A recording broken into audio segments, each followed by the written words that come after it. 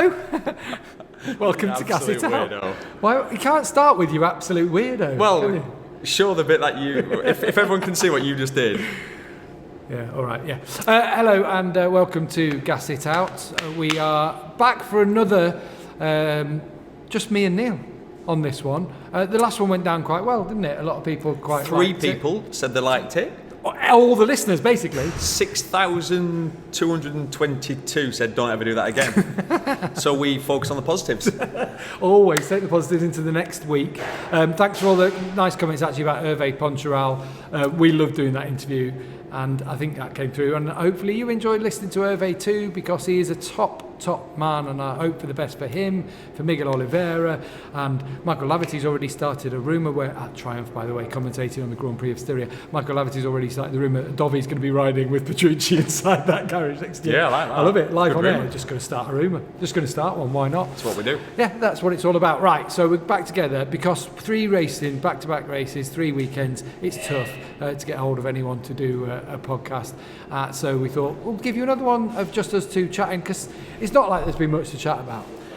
MotoGP at the moment is so boring, so predictable. Gav, it's always Marquez. Yeah, why do you just love him though? Why is your head so far up his arse? Yeah, and Rossi, you love Rossi. Valentino this and get your yellow tinted glasses off. Yeah, will you? What is it about Marquez though? Why do you love him so much? Yeah, why are you such a fan of Valentino Rossi? What's he ever done? It's so annoying. He should have retired years ago. Yeah, why not? Yeah. Marquez, he does nothing. All he does is he does that with a throttle and just it's all electronics. This is what we get almost on a daily basis on Twitter. The same day, right? This happens to both of us. You'll get, why do you love Rossi so much? All you do is talk about Valentino. The same day, it's, what is it about Marquez? Please talk about someone else. You're so boring. So true. It is so true. So anyway, we're going to bring you a new feature.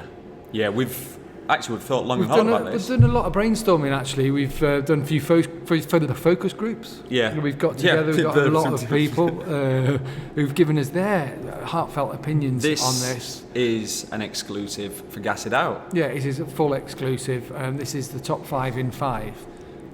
That was it. Say it again, Gav. I felt like the you top just didn't... 5 in 5.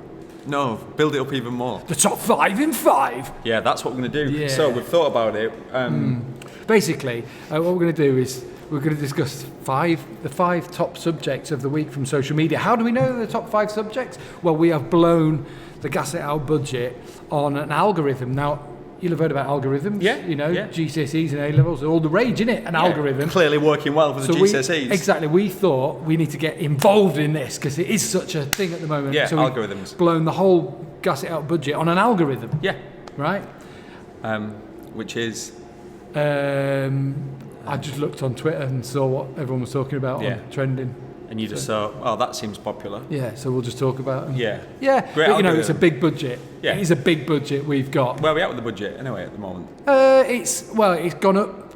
Well, it's levelled out. Okay. It's levelled out. It's still at 0. Right, okay. For this, so it's absolutely spot on.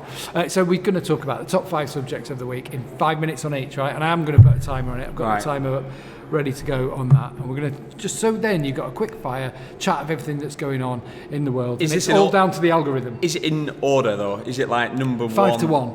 5 to 1. Oh, it's a countdown. You just need Alan Fluff Freeman to go. Da-na-na-na-na-na. I had to sing that. Did you never listen to that? Gav's quite a bit older than me. Top of the Pops or whatever it was. Yeah, but that was before my time. You can tell by those Gordon Ramsay wrinkles on your forehead that is not true. The Botox clearly isn't working. Right, so we want to know what you think about it as well. Everyone seemed to like when we just had a bit of a discussion about what was going on. So we thought we'd give you one of those.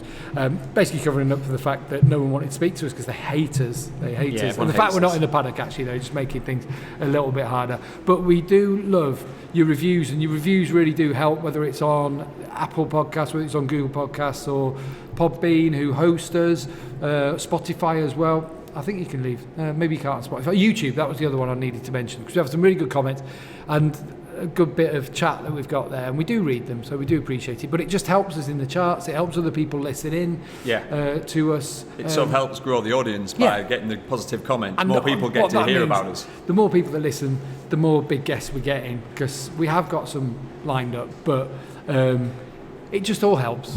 Does it sound like we're begging? No, we're not begging, but please. We're absolutely begging. So far, that's all we've got.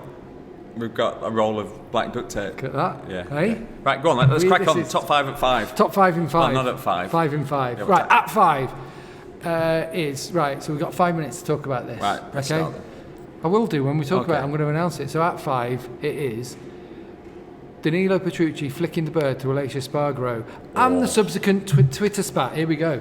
Oh my God, absolutely loved it. How many times do I say though, when I'm commentating, or just in general, I like it when people don't get on. Not in life, in general life, but in racing, if you don't get on, then it means more, there's more passion. Look back through the history of people any that didn't sport, get on. but in racing in particular, and people that didn't get on, whether it be Rainey and Schwantz I at was the thinking time, Rainey whether and it be Schwantz. doing in Crivier, but then you look at Biaggi and Rossi and Gibernal, Rossi and Stoner, Rossi and...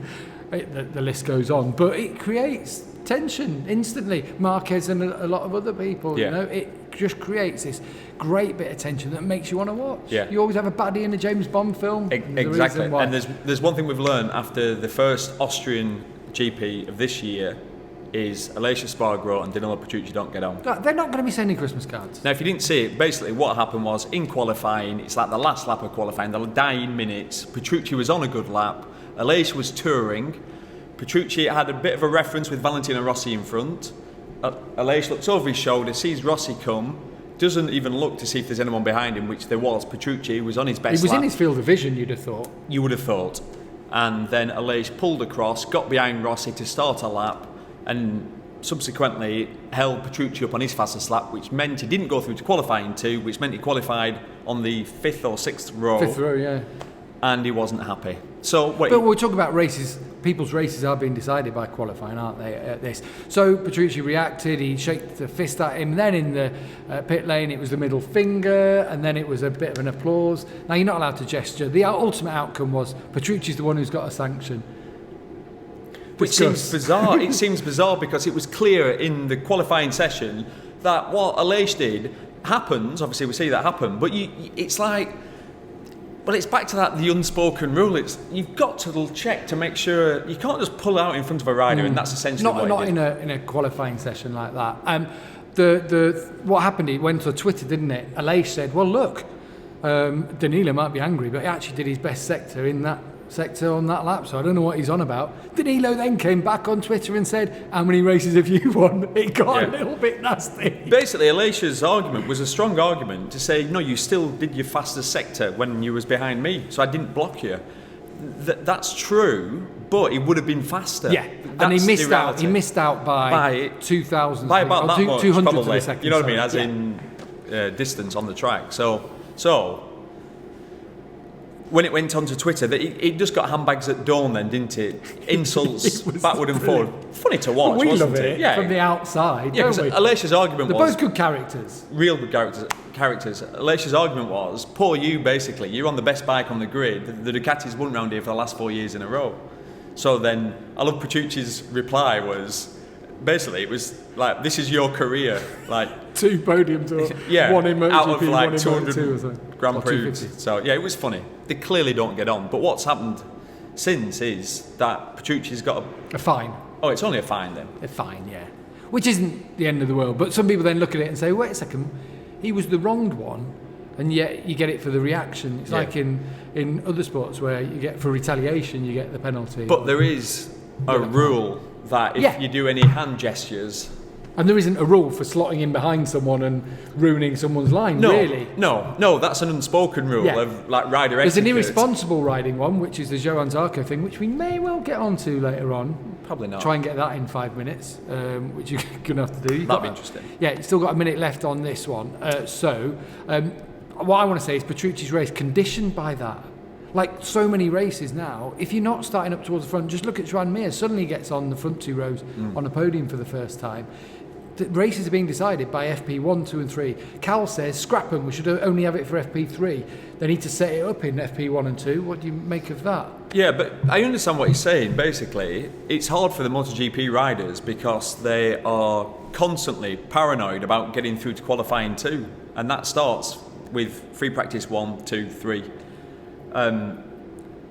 But But it's the entertainment business. So what it does is it puts value on every session. Yeah. Every session, the riders have to put a new tyre in at the end and try and set a time to make sure they're in the top 10. Every session counts, and that's what the fans at home who are paying the money, whether to watch it on TV, whether to go to the racetracks. There's bikes out on track, and it means something. Yeah, it means something. Sport is it's got to mean something, hasn't 9, it? 8, 7. So that's our take on that. So that's the I first think we one. rattled through that quite quickly. That was good. I mean, what's next? Whoa! Sorry. There we are. Right, next one is... how do you stop it? Oh, there we are. Next is... Right, here we go. Hafizh Syahrin's crash on an Enea Bastianini stricken bike wasn't the biggest crash of Sunday. Unbelievable. We talked about it earlier, didn't we? What I can't believe is, normally that crash was so big, we'd be talking about that, for years. It's your worst nightmare, isn't it? A rider crashes, the bike slides down the track, there's a group of riders coming along a straight, riders in front move out the way of the motorcycle, and the guy behind, who unfortunately was the fish, was blindsided. Bike moves out and there's a bike led there. I mean, it was a huge crash. So lucky to get away with it. So lucky, and thankfully he did. Hafizh not racing after it, which you can understand. He was properly bumped and bruised, flew miles through the air. But it's one of them. Now, there's been a lot of talk about track safety, that kind of thing. Have you ever been in that situation, like coming over a crest and having a bike in front of you, anything like that? It's your worst nightmare. Yeah, I've had near misses, but nothing like that. No, that is So you don't know what that feels like, is what I'm asking. No, not at all. No, but I understand that there's nothing you can do. Yeah. You can only react so quickly, and by the time the bikes have moved and there is a motorcycle led there in front of you, it's a split second, but you haven't even got time to. You probably just shut the throttle and you've hit it. I tell you what, if you go back and watch it, I'm sure you'll find it anywhere on Twitter because it went global, went viral, didn't it? Have a look at Domi Eggerter, is the one for me. He appears out of this cloud of smoke in behind, and the front end of a bike, which disintegrated, I'm not sure whether it's Syahrin's or Bastianini's, I think it was Syahrin's, and he ducks, and it just lands behind him on track. If you think Viñales and Rossi were lucky... Well, it's similar. Yeah, similar. Similar sort of thing, but it almost didn't get any... It's one of those freak accidents that you don't want to think about what if, because it was that big, wasn't it? The question is, how can you prevent these in the future? Well, that's what I was going to ask then. So let's get into a bit of the safety thing here, because motorcycling is a risky, dangerous sport, and these things are going to happen. So there's people saying that's not safe. I think they're talking at turn one about the barriers being as close as they are. But Toba's bike ended up in the middle of the track there after a high side that he had. Bastianini's obviously did. Is the track safe, or do we risk sterilising this sport to the point where they're just riding around in a circle on an oval with like massive runoff, all the way around? Does that make sense? Well, you want to make it as safe as you possibly can, obviously. Of course we do. No one wants... If we look over the generations, and you don't have to go back too far, if you go back 20 years, there were more riders losing their life. If you go back 40 years, there were lots of riders losing their life on circuit racing. And the fact, for me, is out of all the crashes that we saw in Spielberg, one broken bone, and that was Johan Zarco's scaphoid. That shows that the equipment, and actually a lot of the safety equipment, did its job around, and they were both quite freak accidents. But the fact, in one of those freak accidents, nothing happened, the Syahrin one, and everyone avoided it, thank goodness, obviously. But the equipment sort of did its job, didn't it? I'm being a bit of a devil's advocate. Obviously, I think everything should be done to improve safety. But from a certain angle, you don't want to over-sterilise, do you? You don't want to take the teeth out of a circuit. Not at all. That makes me sound like a dinosaur in a way, and I'm not trying to be like that. I'm just trying to say the riders themselves say they love it. They love the challenge of that turn 2 up to turn 3. Motorcycle racers love fast-flowing sections. So how do we make it safer? Well, let's have shorter straights, let's have slower corners. Do you know what? I think there's a lot to be said. I think you mentioned it in commentary about Janis Avelli from Dromo, who did the track at Termas and Imola and Misano and all this. I wonder if there's something to be done with gravel here. Like, I'm not saying whether necessarily deeper gravel beds, because riders will complain, the bike will get stuck and it's hard to get them out. but deeper and lighter stone, yeah, different type of stone, different size of stone. But that is something that they do study. They're across that already. Yeah. And the problem is if you have deeper gravel, then the problem is a rider might not slide across the top of it. You dig, then you tumble, and then... completely. You know what I mean? You end up in I understand, but rainy situation, and that was obviously to do with back then, 93, they had waves in the gravel, so their theory was, it'll slow you down a little bit more. But I think that's what he did at Imola, wasn't it? It was just a configuration of the gravel and whether it's the size of the stones. They've obviously got to share that track with Formula One, so that comes into it too. They've put a catch fence up and hopefully it's okay, but they'll have a look at it. Well, what they've done is they've put a band-aid on the issue of that section on the track. Right, yeah, it is a sticking plaster. You know what I mean? But it needs fixing. Yeah. But we're fast forwarding. Shush. Stop. I can't work out how to stop the timer. There we are. It's not annoying. Right, so that was 4. Hafizh Syahrin crash in Moto 2. Our third talking point of the top 5 in 5. It's got a crap name, hasn't it? Top 5 in 5. Who came up with that, dear? Yeah. Right. So this one is... I like this one. Here we go. Dovi, Ducati, 50 GP wins. Oh, see ya. End of the season. It had to happen though, didn't it? It just had to happen. Well, I love Gav's enthusiasm. This is what he's always like. You do love it, like don't a you? puppy, like a little puppy. Absolutely. Did I hear you saying commentary earlier today that you woke up at 3 o'clock in the morning worrying about something? Yeah. What was you worrying about? I was worrying about Cal's comment about the free practice counting and that sort of thing. Get alive. What but then I was actually what I was worrying about was about Aprilia. If they're waiting till October the 15th. Apparently, there's a new hearing for Andrea Iannone. Andrea Dovizioso, is he going to go to Aprilia? So there's another thing there about for Cal if he wanted to go there. What if Dovi won the championship, as he quite possibly could? Because Ducati assure me that when we get back onto the racetracks, the tyre isn't as much of an issue if there isn't the heat. Right. We're going to be strong.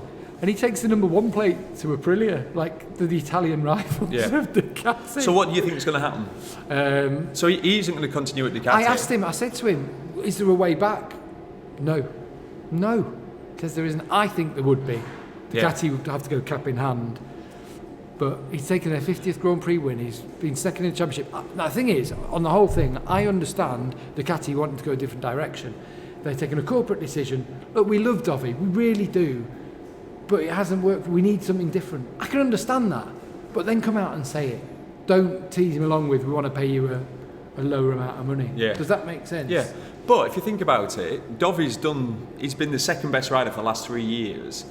He's potentially now this year, if he wins this weekend, which he's favourite to, you'd have to say he's favourite to win the title. Who are they looking for? Yeah, no. Well, they're looking for a man who can beat Marc Marquez, aren't they? 100% agree with you. But they are looking for a man who can beat Marc Marquez. And you're talking Fabio Quartararo. I was about to say, well, he signed a 2-year deal for Yamaha. Yeah, Maverick Viñales, I'm not sure. It isn't your man who's going to beat him over a season. Obviously. And he's already signed anyway. Yeah, but so what they're doing? Well, they're looking, obviously, at who's coming through Moto 2. And at the moment, who's coming through Moto 2? Bastianini and Martin, but they're not ready to challenge Marc Marquez. Not a fit Marc Marquez. Next year, they're not challenging the year after. They're looking at Pecco Bagnaia, but how many MotoGP races has Pecco won? Yeah, exactly. No. Yeah, but at some point they have to put their, a line in the sand, don't they? It's tricky. It's difficult. It's difficult for everyone to try and beat Marc Marquez on the Honda. A lot of people feel bad for Dovi, don't they? And I think that's fair enough. We all do slightly. I'm just trying to take the point of view of Ducati wanting a different path. But that's where my question is on it. Like, is that the right thing to be doing? And you don't think it is? And I'm not sure I think it is. Well, no, I don't think so. Think because Dovi's delivering. Where Ducati have got a great system, right? They've got the feeder team, teams with teams, exactly. So you've got basically 4 opportunities. Both those teams can have 2 riders to have a look at the young Moto 2 talent, get them under contract. Tease them by saying, obviously you're going to do the first year with a Vintia or Pramac, and then we're going to move you into the factory team if you're good enough. So they've got the opportunity to secure the young talented riders. And then, obviously, you'd pick whoever that is, but you'd always have them next to you, rock solid, Andrea Dovizioso. Where at the moment they've got Jack Miller as I guess their number 1. And, God, no one knows anyone who knows me, we are Jack Miller's number one fans, and we love the guy. But how many races has he won with the Ducati? Well, exactly, he hasn't won one yet, has he? So, and I'm not saying he can't because we want Jack to win, but Ducati, it does seem strange. You've got your rock solid number one rider. What do you see happening? Is Jorge Lorenzo coming back? Is it going to be Pecco Bagnaia? Yes, I think so. Pecco showed it. Last year he had a difficult year. This year he started it really good. Obviously broke his leg in Brno. Ex-Moto2 world champion, class act. But what about Jorge? He's won races under Ducati, more than one. The problem with Lorenzo is you don't know which Lorenzo you're going to get, and if you get the slow one, it's a disaster. Since he rode the Ducati, he's had that serious back/neck injury, which nearly paralysed him. I mean, it was serious. And from that point on, and rocked him, and there's nothing wrong with it rocking him. We get it, don't we? Multimillionaire, 5-time world champion. Yeah, it's probably rocked him and given him time to think. I don't want it that bad, and I don't think Lorenzo does want it anymore. Which is why he retired. And that's okay. He's had an incredible career. So they can't go that happening. No. Yeah. But anyway, all props to Dovi. Yeah. For bringing it just out. Just in general. Again. I've got to get a better system. Right, 2 in the top 5 in 5. So into the final 2. What's going to be our number 1? I can see you all sat at home. What is it going to be? Yeah. So 5 minutes on Pol Espargaro, Miguel Oliveira, the hilarity of it, the fact that they're both saying completely opposite things. Pol and Miguel crashed at turn 4. Pol was wide, no doubt about that. Was definitely wide. He said himself, I was running wide. Miguel went for a gap. Question is, did Miguel crash before hitting Pol, or did Pol connect with Miguel's rear tyre that made Miguel lose the front? They both say opposite side of the things. We've actually had an interview with BT where Pol says the data shows Miguel crashed. Miguel says the data shows he didn't crash. Amazing. We'll hopefully get some clarity from KTM on that. It's the second incident for Pol in 2 weeks of running wide and coming back to a racing line. Something I noticed, actually, I was thinking about it a lot, as you know, 3 a.m. in the morning. I saw a couple of people running wide at turn 3 during the race at the weekend. Alex Rins a couple of times, and each time he did it, when he ran wide, he looked. He had a look. Now I know it's turn 3, and you really outrate yourself. You've got more time to look. You've got more time. Well, you know, and you're a lot slower. It's a big hairpin. Yeah. Completely. I completely get that.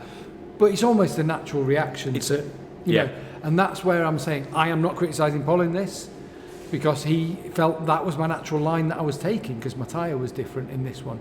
But as the ex-MotoGP, as the ex-world champion, what would you say? You have to look, and because you know it's more so than ever, it's close. If you've gone wide, you know that you're coming back, and you're like this. Literally, if you don't look, you're like this, or you're looking like that, and you're ready. And if a bike then appears, what you're ready to do that. Think how many times watching races that you see the rider on the outside pick it up. That's because they're like you're looking like that constantly, and then you go, oh yeah, bit of side eye. Close. Give it a bit of side eye. Yeah, but you have to. That's what everybody does, and they're the rules. What do you think? Do you think Pol gets a little bit? He denies it. He says, look, I'm at normal calm during the race, but he gets wound up. He appears to. Yeah. He appears to. He's not a dangerous rider. I've never looked at Pol going, oh, he's wild, he's dangerous. He's got a wild riding style, but he's not a dangerous rider at all. The fact that he was in the similar situation the weekend before in Brno, where we've analysed it on my screen, is clearly it's my screen, by the way, see? I use that screen sometimes. It's my bloody screen.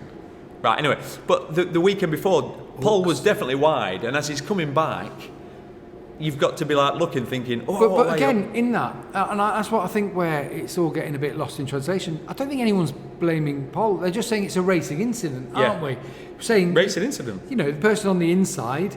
Well, I mean, the Johan Zarco incident, we're not sure you can even see Pol there, but it converges. These things happen. Exactly. Just like we'd said the weekend before, it was always a racing incident, and unfortunately Zarco got a penalty. And we're like, well, that's not really fair.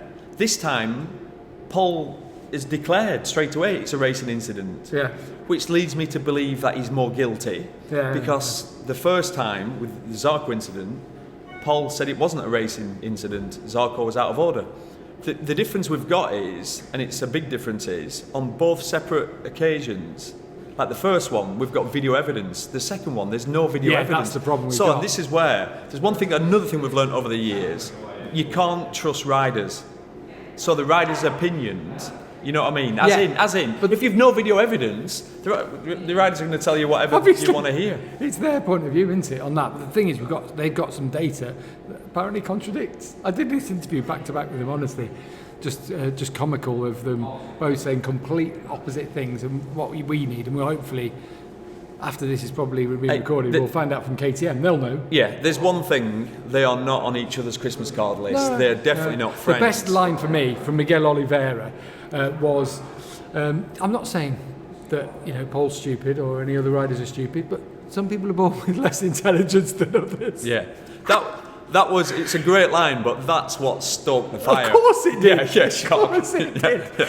And Miguel said, perhaps I said a few things that were a little bit close to the bone, which is absolutely true, he did. But we love it. We absolutely love it. And it's a big talking point. It's great. They're both in KTM. Miguel's taking his ride next year. Do you reckon Pol's regretting moving to Honda? Yes.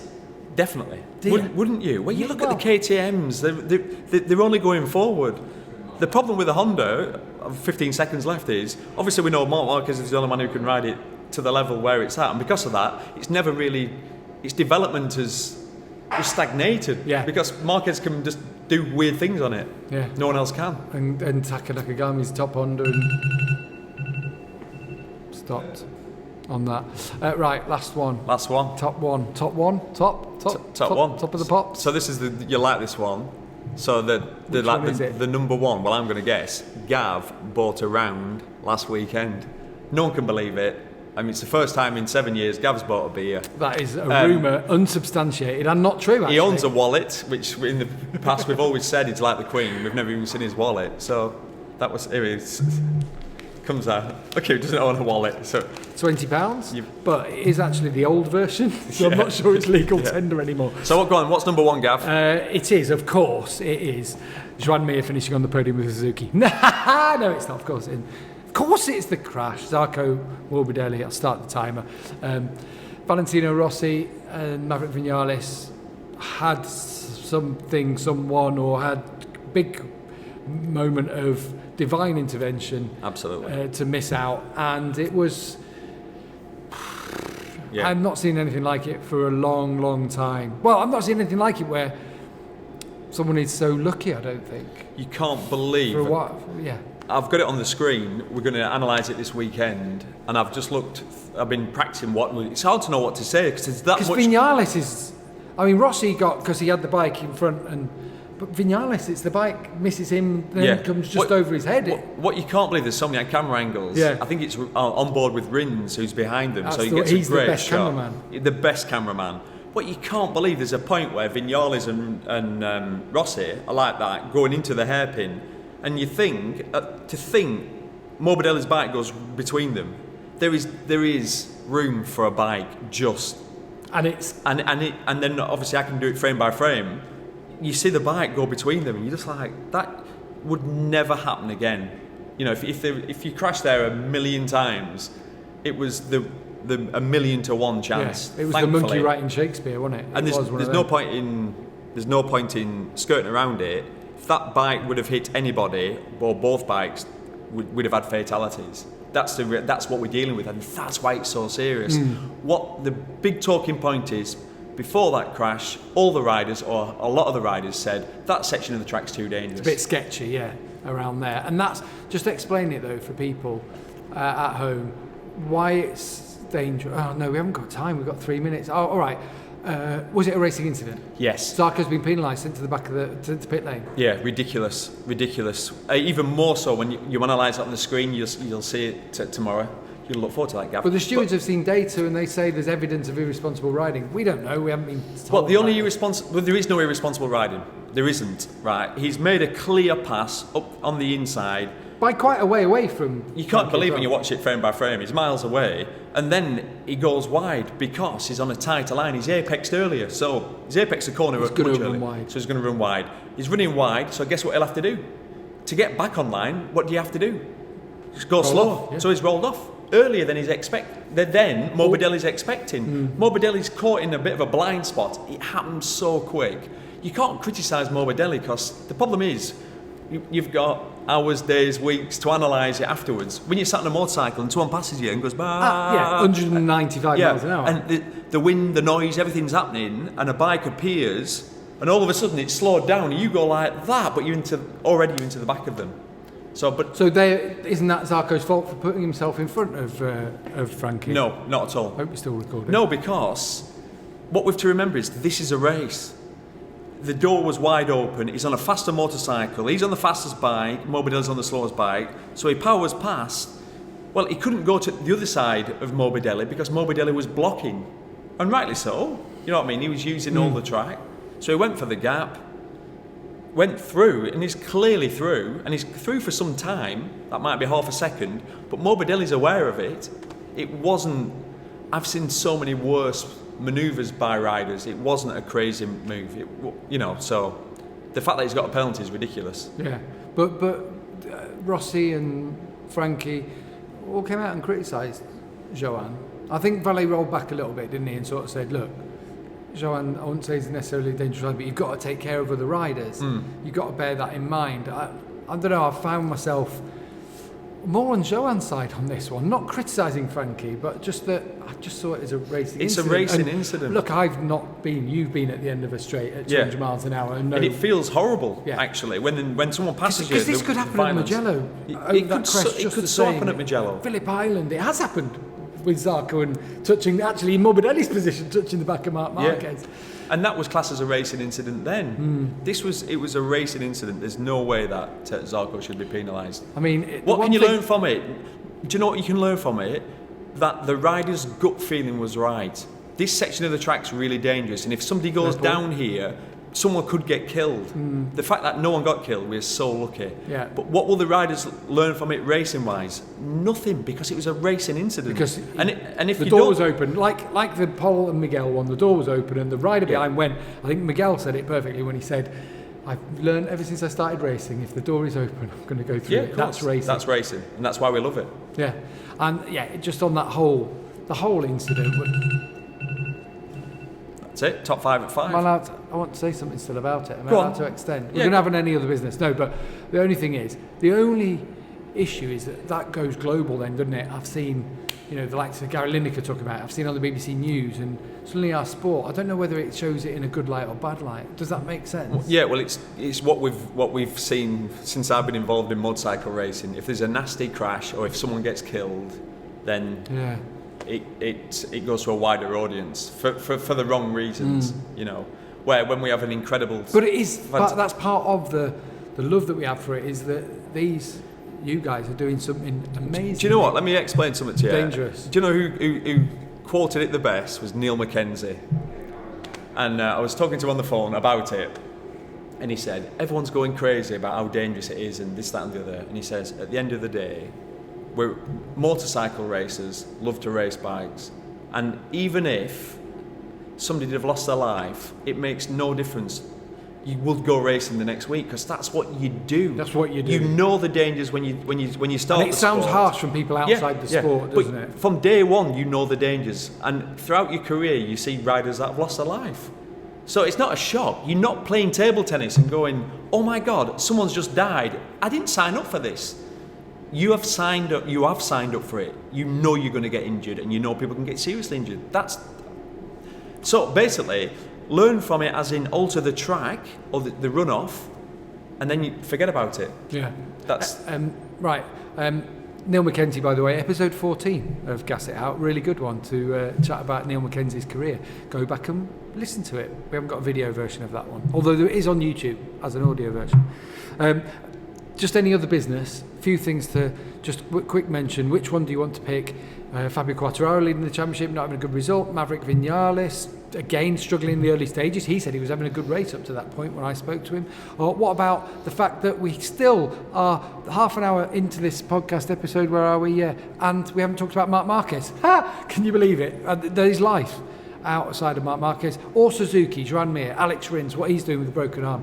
Go on, I'll give you a minute to talk about. Well, I think the good news is that you don't need Marc Marquez there every weekend, because I was sort of worried when he obviously didn't race in Austria, the news about his arm, and I'm like, oh no, it's not going to be the same without Marquez. Well, actually, it's better without him. That's how I'm seeing it, because everybody's got a chance of winning, and everyone can see that. There's a world championship for the taking. Quartararo is obviously leading the championship. We've seen him sort of struggling a little bit for the very first time, making mistakes. Viñales is slightly flaky on those first laps, still same problems, which obviously it makes the whole championship wide open. Mir, getting his second, he was the one who gets forgotten about. Joan Mir, the young Spanish rider, obviously ex-Moto3 world champion, in his second year is on the podium.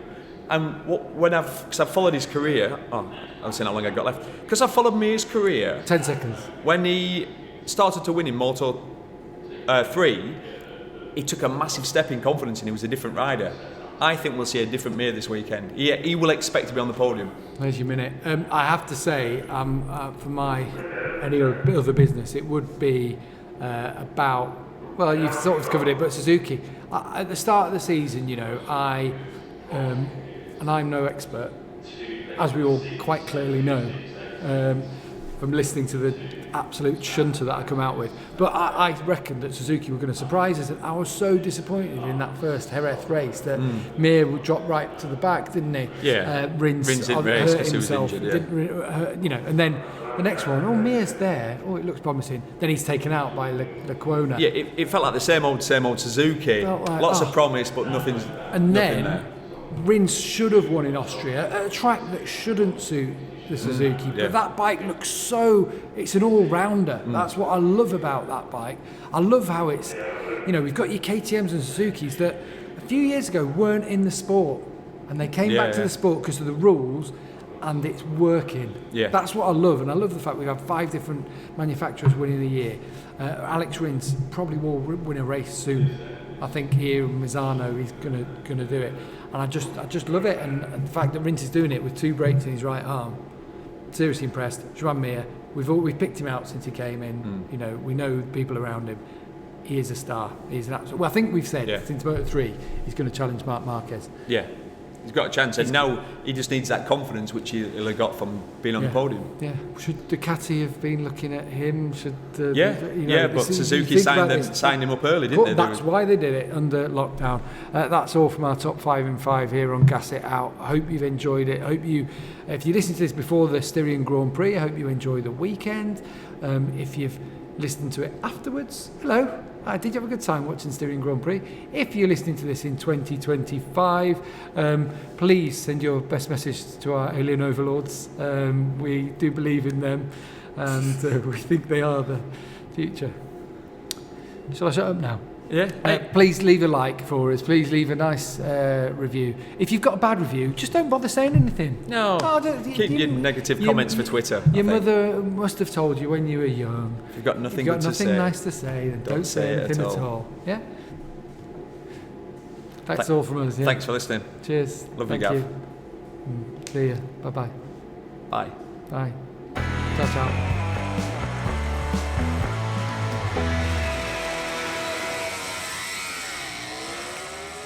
I mean, pressing record is the hard bit for me. Yeah, that's sort of how it works, Gav. Finding the bit where you press record.